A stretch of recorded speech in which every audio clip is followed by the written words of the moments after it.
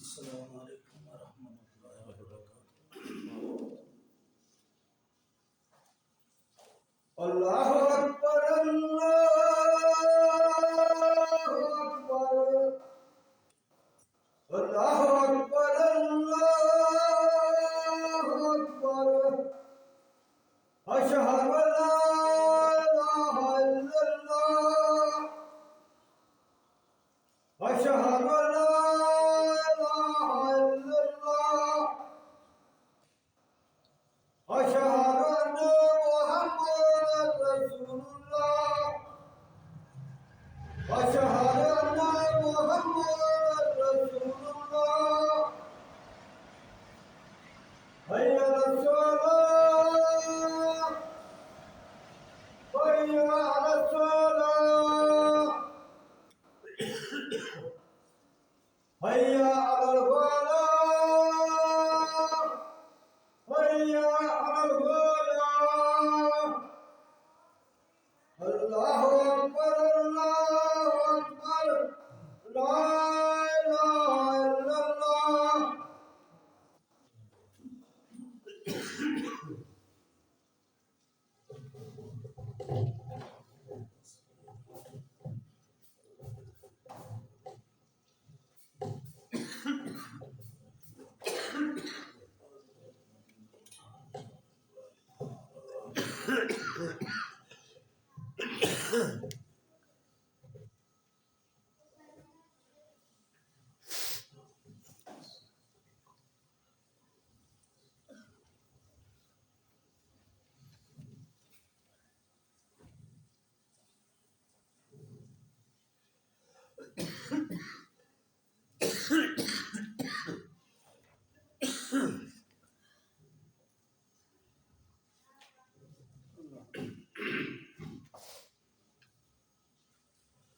السلام علیکم ورحمۃ اللہ وبرکاتہ۔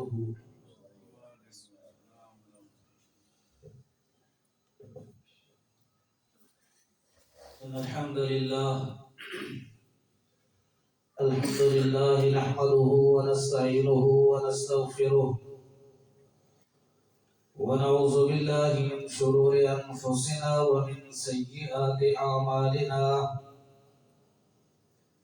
من يهده الله فلا مضل له ومن يضلل فلا هادي له، وأشهد أن لا إله إلا الله وحده لا شريك له، وأشهد أن محمدا عبده ورسوله، أما بعد فإن خير الحديث كتاب الله، وخير الهدي هدي محمد صلى الله تعالى عليه وسلم،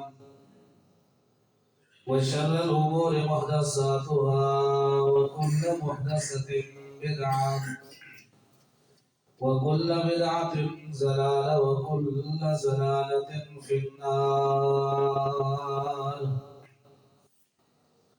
أعوذ بالله السميع العليم من الشيطان الرجيم، من همزه ونفخه ونفسه، بسم الله الرحمن الرحيم۔ سبحان الذي أسرى بعبده ليلا من المسجد الحرام إلى المسجد الأقصى الذي باركنا حوله لنريه من آياتنا إنه هو السميع البصير۔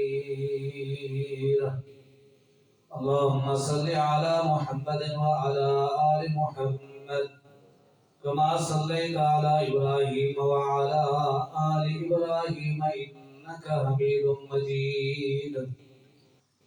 اللهم بارك على محمد وعلى آل محمد كما باركت على إبراهيم وعلى آل إبراهيم إنك حميد مجيد۔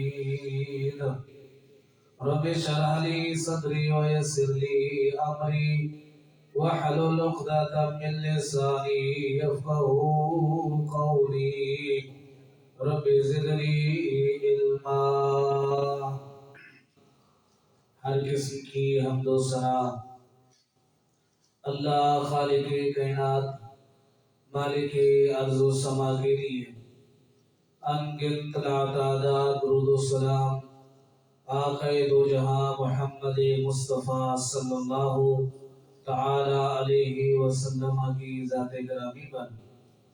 محترم سامعین کرام و معززات ماؤں اور بہنوں، آج کے ہمارے خطبہ جمعہ کا عنوان ہے معراج النبی صلی اللہ تعالی علیہ وسلم۔ پیارے پیغمبر صلی اللہ علیہ وسلم کو جو معراج کروائی گئی ہے، اس کو آپ علیہ السلام کی فضیلت بھی سمجھ سکتے ہیں، آپ کا معجزہ بھی سمجھ سکتے ہیں، آپ کی شان اور منقبت بھی اس کو تصور کیا جا سکتا ہے۔ آپ علیہ السلام کو اللہ سبحانہ و تعالی نے معراج کیوں کروائی، اس کا مقصد کیا تھا، اور معراج کب ہوئی، اس بات کو جاننے کے لیے معراج سے پہلے جو رسول اللہ صلی اللہ علیہ وسلم نے مکہ میں زندگی گزاری، اس زندگی کو اگر اچھی طرح پڑھا جائے، دیکھا جائے، تو مکہ کی زندگی پیارے پیغمبر صلی اللہ علیہ وسلم کی دکھوں سے بھری ہوئی زندگی تھی۔ 13 سال نبوت کے جو آپ نے مکی زندگی میں گزارے، انتہائی پریشانیوں میں، انتہائی تکالیف میں، اللہ کے رسول صلی اللہ علیہ وسلم ایک تسلسل کے ساتھ رب تعالیٰ کی توحید کی دعوت دے رہے ہیں، اور اس دعوت کے نتیجے میں آپ علیہ السلام کو جسمانی طور پر بھی ٹارچر کیا جاتا ہے کہ کبھی آپ سجدے کی حالت میں ہوتے ہیں تو اونٹ کا اوج لا کر آپ کی قبر مبارک پر ڈال دیا جاتا ہے، کبھی آپ کے گردن اور آپ کے گلے میں چادر ڈال کر اس کو بٹ دے کر آپ کو تکلیف پہنچائی جاتی ہے، کبھی جناب والا آپ علیہ السلام کو پتھر مارے جاتے ہیں، کبھی آپ علیہ السلام کو جیل میں بند کرنے کی باتیں ہوتی ہیں، کبھی نعوذ باللہ یہ پروپگنڈے اور یہ منصوبے بنائے جاتے ہیں کہ آپ علیہ السلام کو دیش نکالا دے دیا جائے، کبھی یہ مکر و فریب کرتے ہیں کہ نعوذ باللہ آپ علیہ السلام کو قتل کر دیا جائے، اور پھر صرف آپ علیہ السلام کو جسمانی طور پر ہی ٹارچر نہیں کیا انہوں نے، بلکہ روحانی طور پر اور ذہنی طور پر بھی انہوں نے آپ کو پریشان کیا۔ کبھی آپ علیہ السلام کے بارے میں دنیا کے اطراف و اکناف سے بیت اللہ کے پاس آنے والے لوگوں کو یہ سبق پڑھاتے ہیں کہ یہ شاعر ہے، کبھی کہتے ہیں یہ مجنون ہے، کبھی کہتے ہیں یہ دیوانہ اور پاگل ہے، نعوذ باللہ اس طرح کے یہ عجیب و غریب قسم کے القابات جو ہیں اللہ کے رسول صلی اللہ علیہ وسلم کو دینے کی کوشش کی انہوں نے۔ آپ علیہ السلام کا نام ہے محمد، جس کا معنی ہے تعریف کیا ہوا۔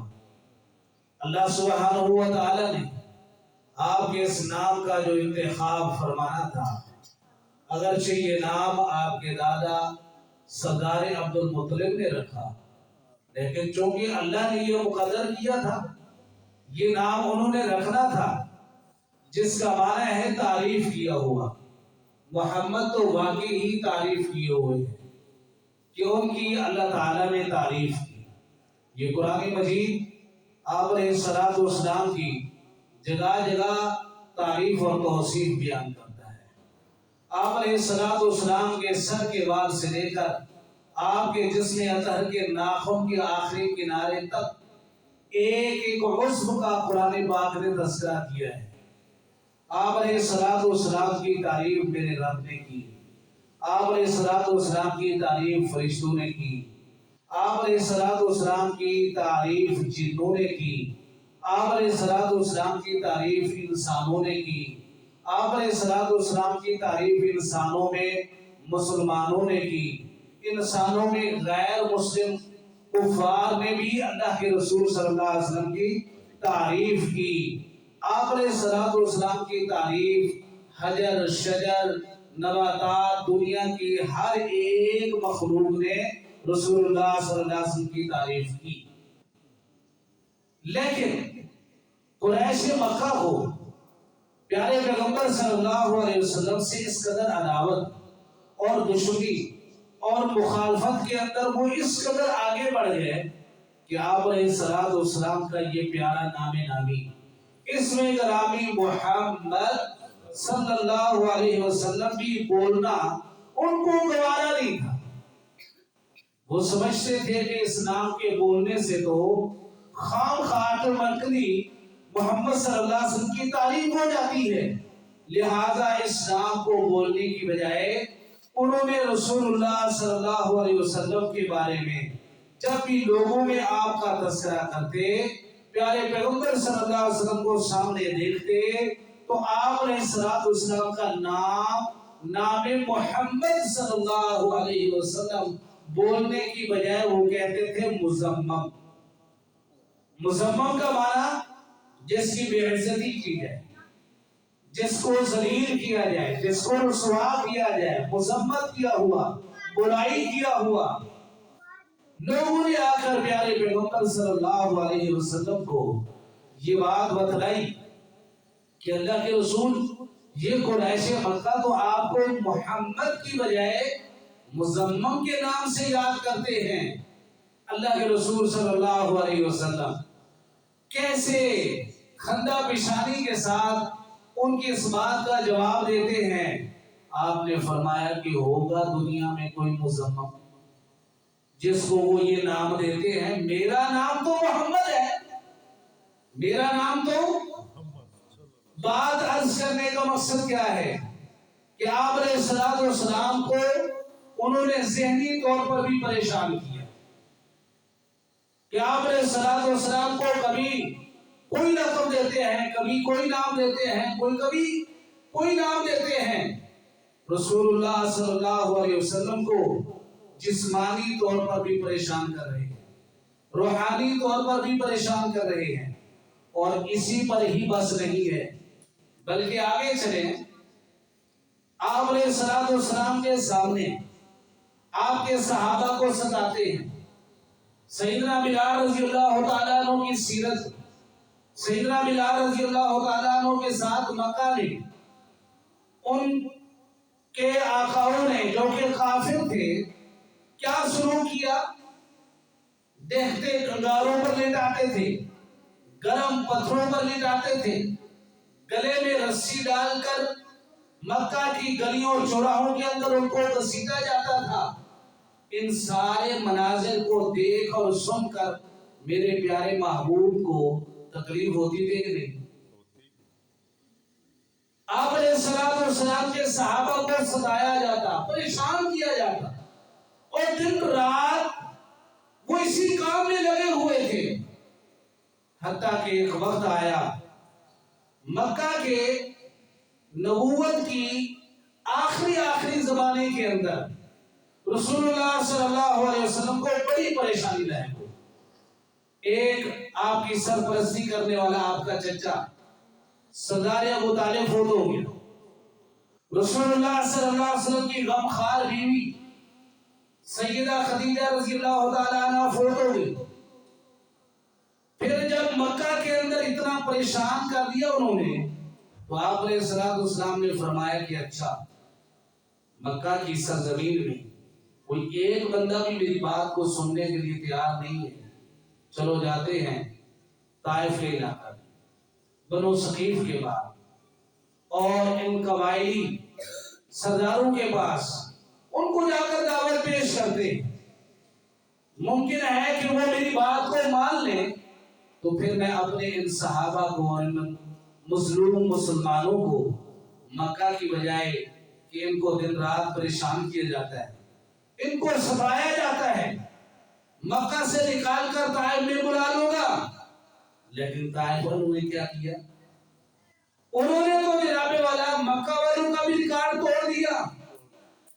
پیارے پیغمبر صلی اللہ علیہ وسلم کی بات کو طائف کے اندر بھی سننے کے لیے ایک بندہ تیار نہیں ہوا۔ آپ اندازہ کریں کہ ایک بندہ کسی کی خیر خواہی کے لیے، کسی کے بھلے کے لیے اپنے آپ کو دن رات کھپائے جا رہا، اس کا ذاتی کوئی مفاد نہیں، ذاتی کوئی مطلب نہیں ہے۔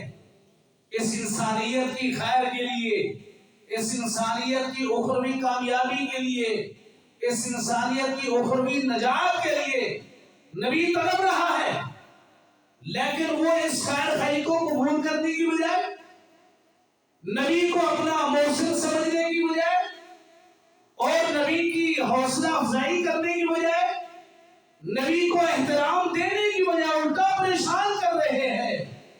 اور پیارے پیغمبر صلی اللہ علیہ وسلم لوہام جسم کو لے کر زخمی حالت کے اندر جب وہاں سے واپس پلٹ رہے ہیں، تو آپ اندازہ کریں کہ رسول اللہ صلی اللہ علیہ وسلم کی ذہنی تکلیف اور پریشانی کی حالت کیا ہوگی۔ تو اس وقت اللہ تعالیٰ کی طرف سے یہ پیغام آیا کہ اے محمد کریم صلی اللہ علیہ وسلم، آپ نے بیسیوں، سینکڑوں اور ہزاروں لوگوں کے سامنے دعوت توحید کو پیش کیا، اور اس دعوت کو سننے کے لیے ایک بندہ بھی تیار نہیں ہو رہا، تو آپ پریشان نہ ہوں۔ آپ کسی کے ہاں جائیں کہ جی مجھے آپ سے بات کرنی ہے، اگلا بندہ کہے کہ نہیں جی میں آپ سے بات نہیں کرنا چاہتا، آپ کو ذہنی طور پر کتنی خجالت محسوس ہوگی، کتنی بے عزتی محسوس ہوگی کہ میں اس کے لیے اتنا سفر کر کے آیا، اس نے کسی بھی چیز کا لحاظ نہیں رکھا، نہ میرے قبیلے کا لحاظ کیا، نہ میرے علاقے کا لحاظ کیا، نہ اس نے میرے سفر کو دیکھا، نہ اس نے میری بزرگی اور میری عمر کا خیال کیا۔ اللہ اکبر کبیرہ۔ اللہ سبحانہ و تعالی نے پیارے پیغمبر صلی اللہ علیہ وسلم کو تسلی دینے کے لیے کہ اے محمد کریم صلی اللہ علیہ وسلم، آپ بھاگ بھاگ کے ان کے پیچھے جاتے ہیں کہ مجھ سے باتیں کرو، میری باتیں سنو، اور آپ کی بات کو سننے کے لیے کوئی تیار نہیں ہے، آپ سے کوئی ہم کلام ہونے کے لیے تیار نہیں ہے۔ اے محمد کریم صلی اللہ علیہ وسلم، اس بات پر کبھی رنجیدہ نہ ہونا، کبھی آپ کے دل و دماغ کے اندر یہ خیال نہ آ جائے کہ شاید میری دعوت جھوٹی ہو۔ نہیں، آپ کی دعوت 100% سچی دعوت ہے، یہ دعوت دعوت حق ہے۔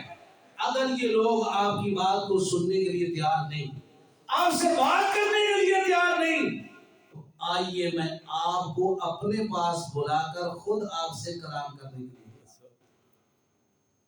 کتنا بڑا اعزاز! آپ کی یہ جتنی بھی پریشانیاں تھیں، ان پریشانیوں کو زائل کرنے کے لیے، ختم کرنے کے لیے رسول اللہ صلی اللہ علیہ وسلم کو معراج کرو کہ آ جاؤ میرے پاس، مجھ سے باتیں کرو، یہ پیار اور نیاز کی باتیں مجھ سے کرو گے۔ محب کو محبوب کے ساتھ باتیں کرنے کا موقع مل جائے تو سارے غم بھول جاتے ہیں، سارے غم۔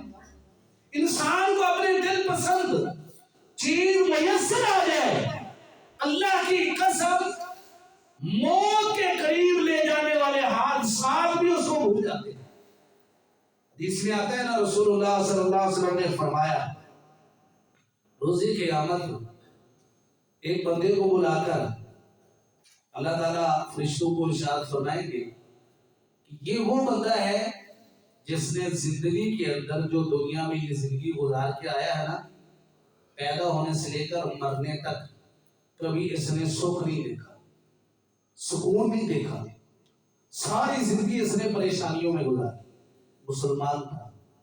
اور اللہ کے ہاں اللہ کے علم میں یہ جنتی ہے، فرمایا اس کو لے جاؤ ذرا، صرف جنت کے اندر ایک دفعہ تیزی کے ساتھ اس کو گزار کے لیا،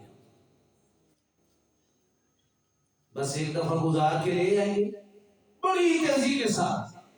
اس نے باہر اپنی آنکھوں کے ساتھ جنت کا نظارہ کیا، ابھی جنت کی کوئی نعمت اس نے استعمال نہیں کی، تو اللہ تعالیٰ اس سے پوچھیں گے کہ اے میرے بندے یہ بتا، جب وہ جنت کو دیکھ چکا کہ دنیا کے اندر کبھی تو نے دکھ دیکھا تھا، تو وہ بندہ کہے گا کہ یا اللہ مجھے تو کوئی دکھ یاد نہیں،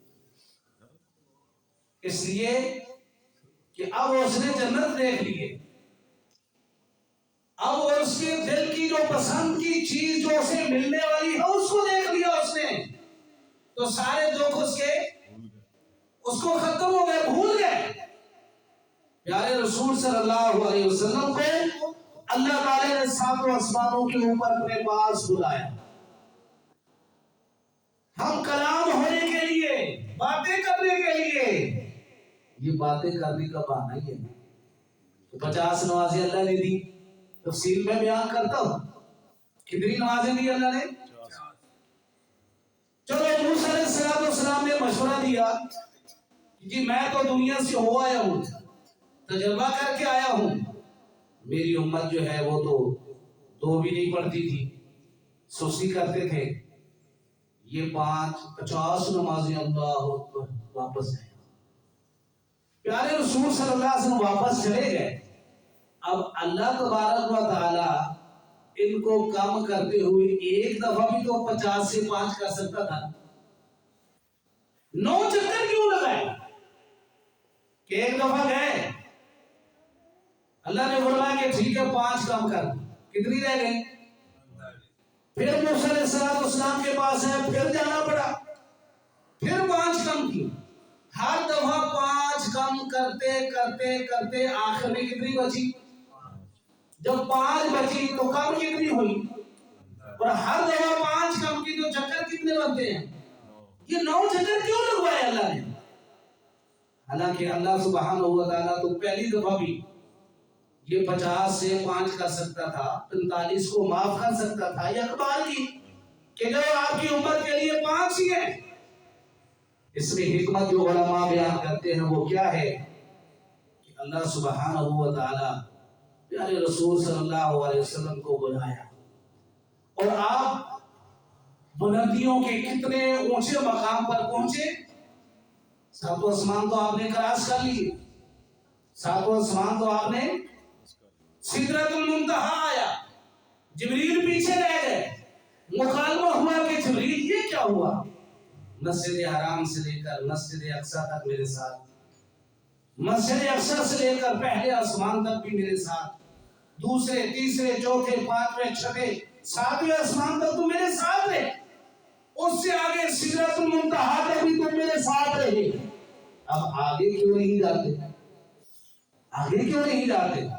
جبریل نے کہا کہ میری حد یہی ہے، آگے جاؤں گا تو پر جل جائیں گے۔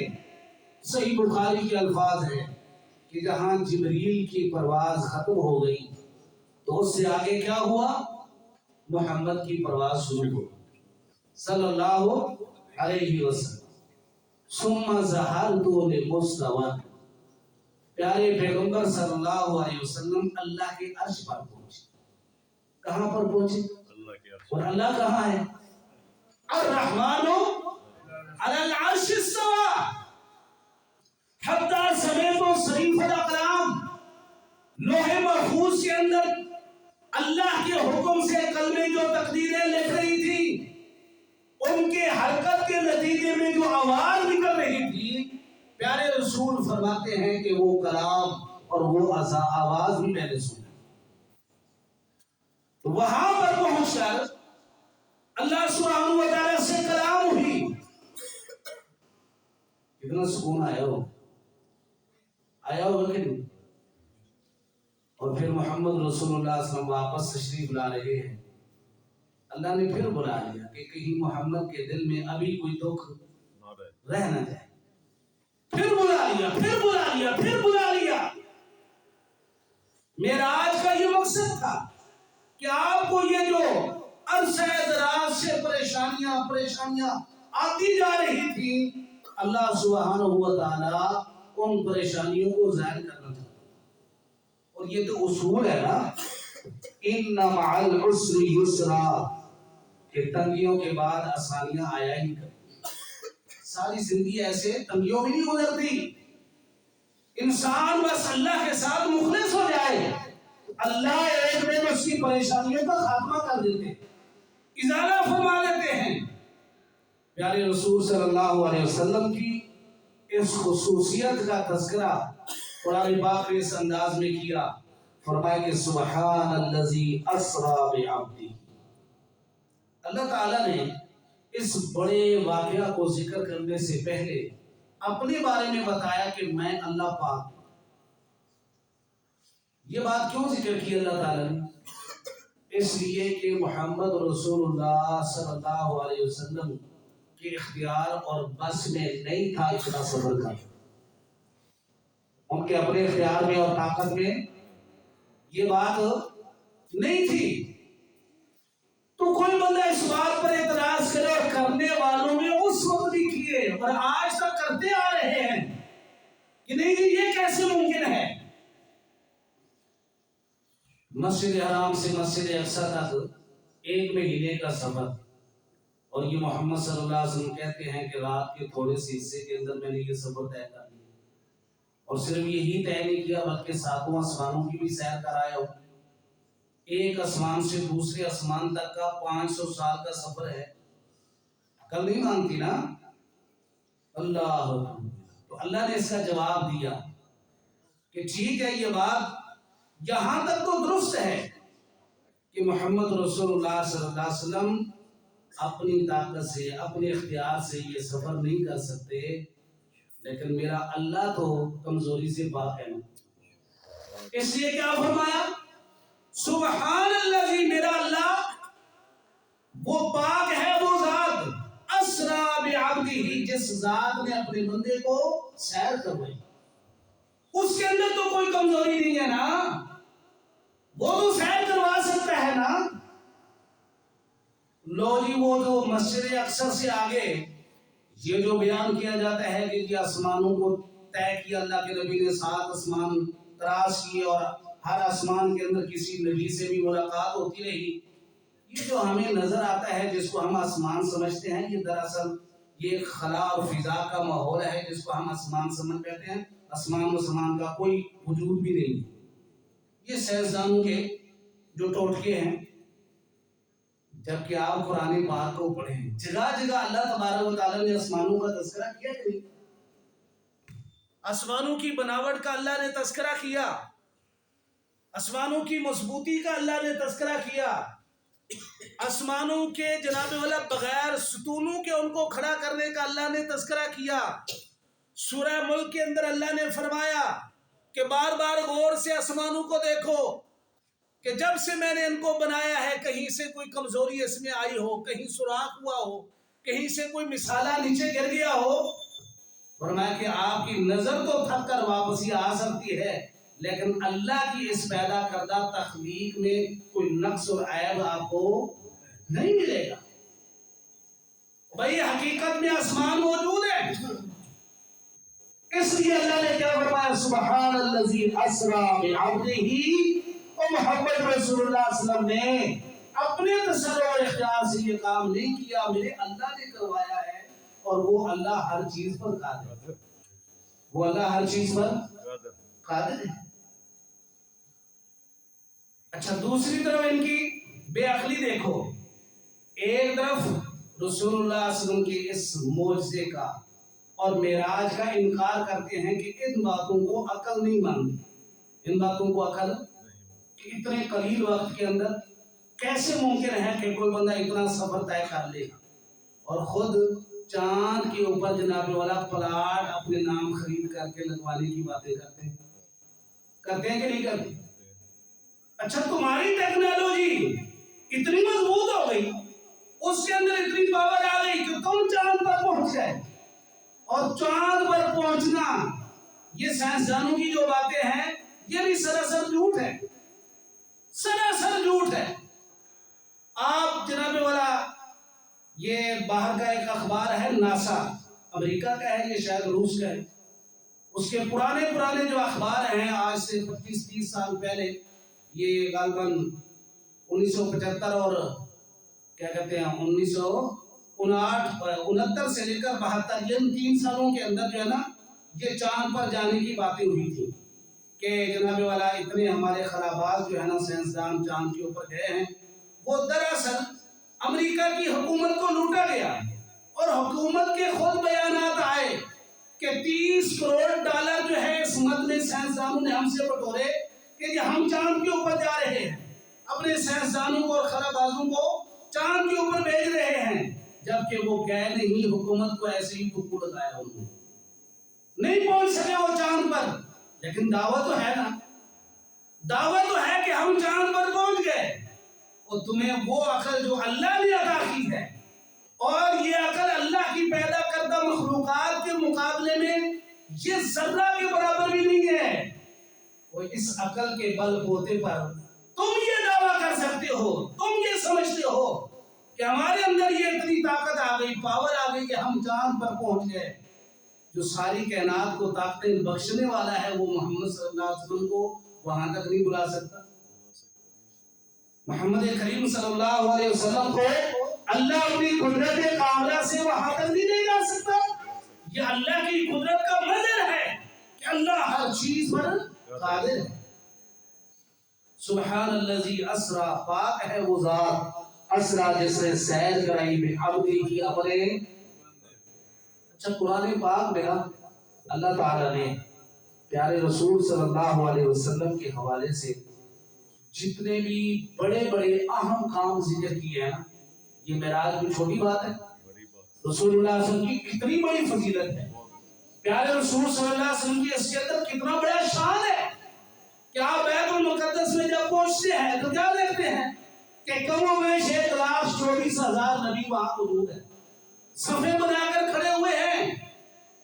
آپ فرماتے ہیں مجھے خیال ہے اتنے نورانی چہروں والے کسی امام کے انتظار میں کھڑے ہیں، جس امام کے پیچھے نماز پڑھنے والے اتنے خوبصورت چہرے نظر آ رہے ہیں، ان کا امام کیسا ہوگا؟ اور کون امام بنے؟ اللہ کے نبی فرماتے ہیں میں یہی سوچ رہا تھا کہ جبریل نے میرے ہاتھ سے پکڑا اور مصلی امامت پہ کھڑا کر۔ سبحان اللہ۔ اسرا بعبدہ، قرآن مجید کو نازل کرنے کی بات کی اللہ نے، یہ قرآن پاک بھی پیارے پیغمبر صلی اللہ علیہ وسلم کو عطا ہونے والے تمام معجزات میں بہت بڑا معجزہ ہے، کیونکہ یہ معجزہ ہے کہ نہیں؟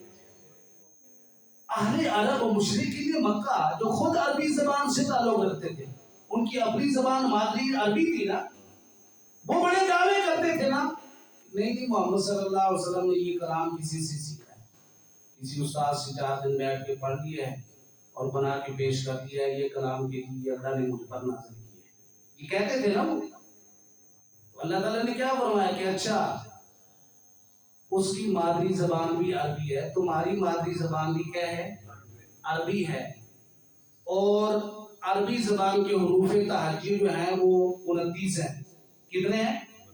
29 حروف سے اگر محمد صلی اللہ علیہ وسلم جو تمہارا اپنا بچہ ہے، جو تمہارے خاندان سے ہے، تمہارے علاقے سے ہے اور تمہاری ہی زبان رکھنے والا ہے، وہ اگر ان 29 حروف سے اتنی بڑی کتاب بنا سکتا ہے تو تم بھی کیا کرو؟ کوئی ایک کتاب لا کے پیش کرو اس کے مقابلے میں۔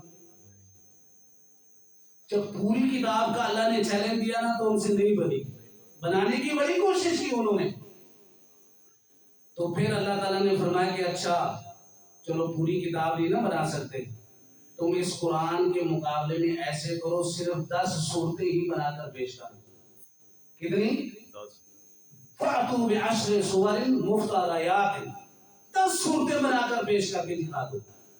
قرآن پاک کی کتنی صورتیں ہیں؟ 114 صورتیں ہیں. 114 صورتیں ان سے نہیں بنی. اللہ نے فرمایا 10 ہی پیش کر دو، لیکن 10 بھی ان سے بنی. پھر اللہ نے پتہ کیا فرمایا؟ چلو ایسے کرو، فَأْتُوا بِسُورَةٍ مِّن مِثْلِهِ. اس کی مثل قرآن پاک کی سب سے چھوٹی سورت سورۃ الکوثر ہے. 3 آیتیں. اِنَّا أَعْطَيْنَاكَ الْكَوْثَرَ فَصَلِّ لِرَبِّكَ وَانْحَرْ إِنَّ شَانِئَكَ هُوَ الْأَبْتَرُ. ایک سورت ہی بنا کر دکھا دو، ایک سورت ہی. تو قرآن مجید بھی بہت بڑا معجزہ ہے کہ نہیں؟ معجزے کا مطلب اگلے کو عاجز کر دے. تو قرآن نے آ کر پوری کی پوری عرب زمین کو عاجز کیا کہ نہیں؟ جو دعویٰ کرتے تھے کہ محمد صلی اللہ علیہ وسلم نے از خود یہ کھل لیا ہے یا کسی استاد سے اس نے سیکھ لیا ہے. استاد کی بات کرتے ہو، میرے محمد کے سامنے تو جبریل بھی اگر انسانی شکل میں آ کر بیٹھتا ہے تو شاگردوں کی حیثیت سے بیٹھتا ہے. کیسے بیٹھتا ہے؟ شاگردوں کی حیثیت سے بیٹھتا ہے. بات کہیں دور نہ نکل جائے، میں اپنے پوائنٹ کی طرف رہوں. اللہ تعالیٰ نے قرآن پاک میں جہاں جہاں بھی پیارے پیغمبر صلی اللہ علیہ وسلم کے بڑے بڑے فضائل کا اور آپ کے معجزات کا تذکرہ فرمایا ہے نا، تو کس لفظ کے ساتھ کیا ہے؟ لفظ عبد کے ساتھ. کس کے ساتھ؟ عبد کا معنی بندہ ہے. عبد کا معنی کیا ہے جی؟ بندہ ہے. جس سے اللہ تعالیٰ یہ بتلانا چاہتے ہیں کہ محمد رسول اللہ صلی اللہ علیہ وسلم کی شان کے لیے عبد ہونا ہی کافی. عبد ہونا یہ کہنا کہ رسول اللہ صلی اللہ علیہ وسلم نور تھے. صفاتی طور پر ہم کہہ سکتے ہیں کہ اللہ کے رسول صلی اللہ علیہ وسلم نور لے کر آئے اللہ کی طرف سے. آپ کی جو تعلیم ہے وہ سراسر نور ہے. آپ کی جو تربیت ہے وہ سراسر کیا ہے؟ لیکن اپنی ذاتی حیثیت کے اعتبار سے آپ کیا تھے؟ آپ انسان ہی تھے، عبد ہی تھے. اللہ نے فرمایا کہ سبحان الذی اسریٰ بعبدہ، پاک ہے وہ ذات جس نے سیر کرائی اپنے بندے کو. بے نور ہی نہیں فرمایا، بے نور ہی. اچھا یہاں ذرا تقابل کریں آپ. اگر اللہ کے رسول صلی اللہ علیہ وسلم فرض محال نور تھے تو نور نے تو سدرۃ المنتہا سے آگے جانے سے انکار کر دیا. نور تو پیچھے رہ گیا. اور جبریل امین نور سے بڑے ہے نا. آپ کے ساتھ سفر معراج میں رہے، 7 آسمانوں کو کراس بھی کیا، لیکن آگے سدرۃ المنتہا سے جانے کی کوشش، بلکہ آپ اصرار کر رہے ہیں کہ اے جبریل سارا سفر تو نے مجھے کروایا، اب یہاں اکیلے چھوڑ کے جا رہے ہو. فرمایا آگے جانے کی اجازت نہیں. جاؤں گا اپنی مرضی سے تو 600 پر ہیں جل جائیں گے. 600 پر ہیں جو جل جائیں گے، میری نہیں مجال آگے جانے کی. لیکن محمد رسول اللہ صلی اللہ علیہ وسلم وہاں سے آگے گئے کہ نہیں؟ نور تو پیچھے رہ گئے. اور صرف نور ہی پیچھے نہیں رہا، نوریوں کا سردار ہے. جبریل امین سید الملائکہ ہیں، تمام فرشتوں کے کیا ہیں؟ وہ سردار ہیں. اور تمام انسانوں کے سردار جناب محمد صلی اللہ علیہ وسلم. جہاں نور پیچھے رہ گیا وہاں انسانوں کے سردار جناب محمد صلی اللہ علیہ وسلم آگے چلے، آگے چلے. نور سے بہتر ہے انسان بننا، نور سے بہتر ہے، لیکن اس میں لگتی ہے محنت زیادہ. محمد صلی اللہ علیہ وسلم بشر لا کالبشر. آپ اپنی ذاتی حیثیت کے اعتبار سے بشر ہیں، انسان ہیں، عبد ہیں، لیکن یہ مت سمجھنا کہ جیسے میں انسان ہوں جیسے آپ انسان ہیں. نہیں. یاقوت حجر لا کل، یہ جو حجر اسود بیت اللہ میں نصب ہے یہ بھی پتھر ہی ہے نا، لیکن کیا ان پتھروں کی طرح ہے جو روڈ کے اوپر بچھے ہوئے؟ اور روڈ پر چلتے ہو نیچے پتھر ہی ہے نا. یہ بھی پتھر ہے وہ بھی پتھر इन पत्थरों की मानद नहीं है। इसी तरह जनाब मोहम्मद रसूलुल्लाह सल्लल्लाहु अलैहि वसल्लम पूरी इंसानियत मिलकर आपका मुकाबला और मुआवजा कर सकती नहीं। खैर, अल्लाह फरमाते हैं लैलन, रात के थोड़े से हिस्से, लैलन रात के इंतहाई थोड़ा सा हिस्सा, मिनल मस्जिद अल हराम इलल मस्जिद अल अक्सा, मस्जिद हराम से लेकर मस्जिद अक्सा तक, बैतुल मक़दस तक, अल्लज़ी वो मस्जिद अक्सा बारकना हौलहू, जिसके इर्द गिर्द हमने बरकत रखी है।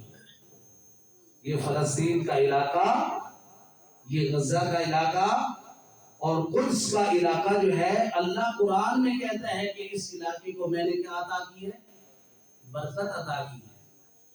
और इसकी बरकत की दलील ये है कि अक्सर व बेशतर अंबिया की कब्रें बैतुल मक़दस के पास हैं। हजरत यूसुफ अलैहिस्सलाम की मौत मिस्र में होगी, लेकिन वो वसीयत करके जाते हैं कि इस वक्त तो हालात इजाजत नहीं दे रहे, मेरे बाद मूसा अलैहिस्सलाम आएंगे, वो मिस्र से हिजरत करेंगे, तो उनको कहना कि जब वो हिजरत करने लगे तो मेरी कब्र खोल के मुझे साथ उठा के ले जाएं और बैतुल मक़दस के पास जाकर करीब कहीं जाकर दफन कर दें। क्यों? इसलिए कि ज्यादा नबियों की कब्रें वहां मौजूद हैं। इंसान का दिल करता है ना कि मेरे बड़े जहां जिस कब्रिस्तान में है, मेरी कब्र भी वहां बने। बारकना हौलहू लिनुरियहू मिन आयातिना, अल्लाह फरमाते आपने ये क्यों करवाया? अपनी निशानियां दिखलाने के लिए। क्या दिखलाने के लिए? उन निशानियों में से दो निशानियों का तज़किरा हम करते हैं कि अल्लाह सुब्हानहू व तआला ने आपको जन्नत भी दिखाई और दोज़ख भी देखी थी कि नहीं देखी।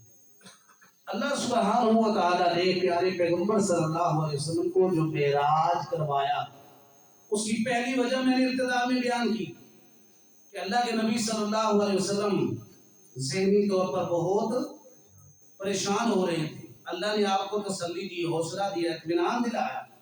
और दूसरी वजह यह है कि अल्लाह के रसूल जन्नत और जहन्नम को अपनी आंखों से जब देख कर आए हैं तो तुम्हें मोहम्मद सल्लल्लाहु अलैहि वसल्लम की ज़बान पर एतबार नहीं आता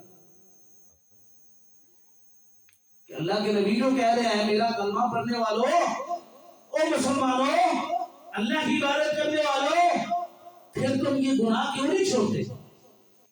जब मैं तुम्हें कह रहा हूं अल्लाह के नबी के जन्नत पर हक है, जहन्नम भी बरहक है, वो पैदा हो चुकी है, उनका वजूद आज भी मौजूद है, तो फिर जो जन्नत में जाने की तैयारी क्यों नहीं करते?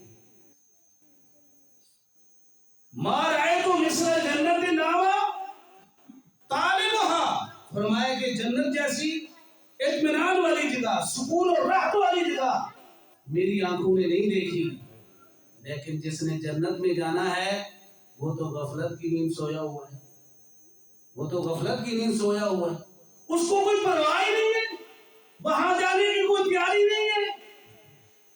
वमा रायतु मिस्र नारे ना बहारे बुहा, और जहन्नम जैसा होलनाक और खतरनाक माहौल मैंने नहीं देखा, लेकिन जिसने जहन्नम से अपने आप को भगाना था, दूर करना था, वो भी सोया हुआ, वो भी सोया हुआ। अल्लाह ताला ने सफरे मेराज के अंदर जन्नत और दोज़ख दिखाई, इसलिए कि उम्मतियों इसके लिए तैयार हो जाओ, जन्नत में दाखिले के लिए तैयार हो जाओ और उसकी तैयारी दुनिया में कर लो, और जहन्नम भी अच्छी जगह नहीं है, उससे बचने का सामान भी दुनिया में कर लो। फरमाए कि लिनुरियहू मिन आयातिना इन्नहू हुवस समीउल बसीर, वो अल्लाह सुनने वाला भी है और देखने वाला भी। रसूलुल्लाह सल्लल्लाहु अलैहि वसल्लम उम्मे हानी के घर में सोए हुए हैं, फरिश्ते आए, उन्होंने आपको उठाया, मकान की छत से निकाला, कहां से निकाला? और ले गए बैतुल्लाह के पास हतीम में। कहां ले गए? फिर जनाबे वाला वहां से आप सल्लल्लाहु अलैहि वसल्लम के सदर मुबारक को, सीने को उन्होंने फाड़ दिया, चाक कर दिया, आपका दिल निकाला उन्होंने, زمزم کے پانی کے ساتھ آپ کے دل مبارک کو انہوں نے دھو دیا. اور کس کے اندر دھویا؟ سونے کا ایک پھال جنت سے لایا گیا، اس کے اندر رکھ کر انہوں نے آپریشن کیا. اور پھر اللہ کے رسول صلی اللہ علیہ وسلم کے دل کو ایمان و حکمت سے بھر دیا. انہوں نے کیا کر دیا؟ اللہ کے رسول صلی اللہ علیہ وسلم کے دل کے اندر کسی انسان کے لیے نفرت نہیں تھی، بالخصوص کسی مسلمان کے. حتیٰ کہ اللہ کے نبی صلی اللہ علیہ وسلم نے صحابہ کو یہاں تک پابند کیا ہوا تھا کہ میرے صحابہ میرے سامنے آ کر نہ کسی مسلمان کا شکوہ نہ کیا کرو، اس لیے کہ تمہارے اس شکایت کو سن کر اس مسلمان کے بارے میں میرے دل کے اندر نفرت نہ آئے. میرے دل میں نفرت. انسان کو سلیم القلب ہونا چاہیے. یہ جو ایمان و حکمت سے آپ کا دل بھر دیا گیا، پھر اس کو سی دیا گیا اور پھر صحیح کر دیا گیا، حتیٰ کہ اس کو سینے کا نشان تک بھی ختم کر دیا گیا. یہ شق صدر سینے کو چاک کرنے کا واقعہ رسول اللہ صلی اللہ علیہ وسلم کے ساتھ 3 یا 4 مرتبہ پیش آیا. کتنی مرتبہ؟ یہ اشارہ ہے اس بات کی طرف کہ لوگوں اپنے دلوں کو چیک کرتے رہا کرو. کیا کرتے رہا کرو؟ ہم ہر چیز چیک کرتے ہیں، صرف اپنے دل کو. سیدنا عبد الرحمن بن عوف رضی اللہ تعالیٰ عنہ کو اللہ کے نبی صلی اللہ علیہ وسلم نے فرمایا تھا کہ عبد الرحمن جب بھی شام ہو نا، روزانہ شام کے وقت اپنے دل کو ٹٹولا کر کے تیرے دل کے اندر کسی مسلمان کے بارے میں کینہ، حسد، بغض اور دشمنی اور نفرت تو نہیں ہے، اگر ہو تو اس کو نکال کے سویا کر. اس کو نکال کے سویا. ایک حدیث میں آتا ہے کہ اللہ کے نبی صحابہ کی مجلس میں بیٹھے تذکرہ کر رہے ہیں، واعظ و نصیحت فرما رہے ہیں. آپ نے فرمایا کہ ابھی ایک بندہ آئے گا جس نے دیکھنا ہو کہ وہ بندہ جنتی ہے نا، بس اس آنے والے کو دیکھ لینا. وہ صحابی آئے، سعد بن معاذ ان کا نام تھا. کیا نام تھا؟ سعد بن معاذ رضی اللہ تعالیٰ عنہ. تو اللہ کے رسول صلی اللہ علیہ وسلم کی پیشین گوئی کے مطابق وہ دنیا میں چلتا پھرتا جنتی آدمی. دوسرے دن پھر ایسے ہوا. اللہ کے نبی نے فرمایا ایک دن ایک بندہ آئے گا جو چاہتا ہے کہ میں جنتی کو دیکھ لوں، اس کو دیکھ لینا. سعد بن معاذ. تیسرے دن بھی اللہ کے نبی نے یہی بشارت دی. آخر کار ایک صحابی عبداللہ بن عمرو بن عاص رضی اللہ تعالیٰ عنہ اس کے پیچھے جاتے ہیں، اس کے معمولات زندگی کو چیک کرتے ہیں. کیا کرتے ہیں؟ چیک کرتے ہیں اور اس سے پوچھتے ہیں کہ یار کوئی تیرا خاص عمل تو مجھے دیکھنے میں نظر نہیں آیا، تو کرتا کیا ہے؟ اس نے کہا یار تو چیک کرنے آیا تھا کہ میں ساری رات نوافل پڑھتا ہوں، ساری رات شاید قرآن پاک کی تلاوت کرتا ہوں. اور یہ جو چیک کرنے گیا ہے یہ پتہ ہے کون سا صحابی ہے؟ جو ایک دن روزہ رکھتا ہے اور ایک دن ناغا کرتا ہے. صیام داؤدی، نفلی روزوں کے اندر جو افضل ترین روزے بتلائے گئے ہیں داؤد علیہ السلام کے روزے، کہ ایک دن روزہ رکھنا اور ایک دن اللہ کے نبی کے پاس آئے تھے نا، بخاری کی روایت ہے، اللہ کے نبی میں تو اس سے بھی زیادہ رکھنے کی طاقت رکھتا ہوں. آپ نے فرمایا نہیں، اللہ کے ہاں بہترین روزے داؤد علیہ السلام کے روزے تھے کہ وہ ایک دن روزہ رکھتے تھے اور ایک دن ناغا کرتے تھے، اس سے زیادہ نہیں. تو وہ ساری زندگی ایسے کرتے رہے. پھر عرض کرتے اللہ کے رسول صلی اللہ علیہ وسلم میرا دل کرتا ہے کہ میں قرآن پاک رسالہ ایک ختم کروں. کتنا کروں؟ اللہ کے نبی نے فرمایا 1 مہینے. نہیں اللہ کے نبی 1 مہینہ تو بہت زیادہ ہے، ہمیں تو 1 مہینہ کیا پورے سال میں بھی توفیق نہیں ملتی. پچھلے رمضان سے لے کر اب رمضان آ گیا. ہر بندہ ذرا اپنے گریبان میں جھانکے. میں اپنے آپ سے پوچھوں یہ جو کتاب جس کے ساتھ ہم نے تعلق کا زبان سے اظہار کرتے رہتے ہیں، ان 11 مہینوں 10 مہینوں کے اندر میں نے اس کو کتنی دفعہ مکمل کیا، کتنی دفعہ اس کو پڑھا. باتیں سن لو مجلس کے اندر، جناب گرما گرمی گہما گہمی دیکھ لو، باتیں سن لو. اللہ اکبر. اللہ ہمیں عملی مسلمان بنائے. اللہ کا نبی 1 مہینہ تو بڑا ہے. آپ نے فرمایا کہ نہیں چلو 15 دن میں کر لو. نہیں اللہ کے نبی چلو، آپ نے فرمایا کہ چلو 10 دن میں کر لو. کہتا ہے نہیں اللہ کے نبی اس سے بھی تھوڑے وقت کے اندر میں قرآن پڑھ سکتا ہوں. تو آپ نے فرمایا کہ زیادہ سے زیادہ آپ 3 دن ہیں. کتنے دن ہیں؟ کہ 3 دن سے کم قرآن پاک کو ختم نہیں کرنا. یہ تو اللہ کے نبی نے پابندی لگا دی نا، ورنہ صحابی کیا کہہ رہے ہیں؟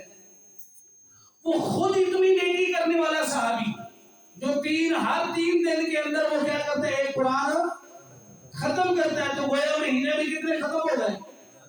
10 ختم کرنے والا قرآن پاک کے ایک مہینے کے اندر، اور ایک حرف کے بدلے کتنی نیکیاں ہیں؟